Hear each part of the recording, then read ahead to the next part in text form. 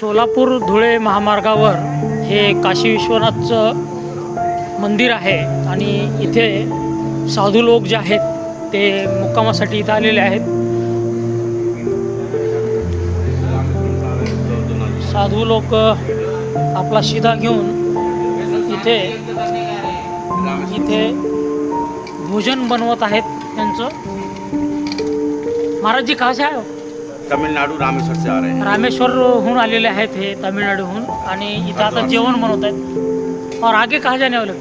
चार धाम 12 ज्योतिर्लिंग परिक्रमा चल रही है। अच्छा। चार धाम 12 ज्योतिर्लिंग परिक्रमा चल रही है। अच्छा, तो करते करते सनातन का प्रचार करते बिल्कुल करते सनातन का प्रचार चारों दिशाओं में चारों राम दिशाओं। राम कहो, राम राम कहलवाओ, दोनों का फल आप ही पाओ।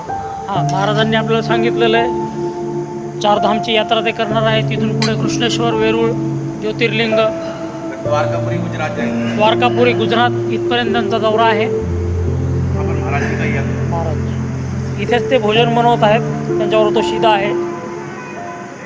पवनगिरी महाराज इथे आहेत, ते आपल्याला थोडीशी माहिती देते।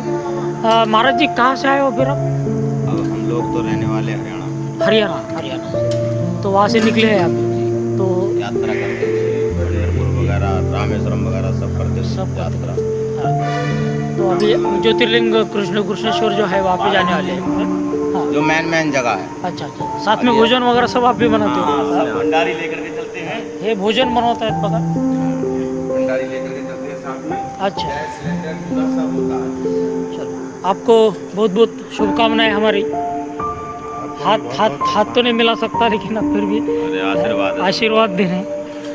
पवनगिरी महाराजांनी आपल्याला आशीर्वाद दिलेला आहे आणि त्यांचा दौरा सुरू आहे। आता इथून पुढे ते ज्योतिर्लिंग, घृष्णेश्वर, वेरूळला जाणार आहे। धन्यवाद महाराज।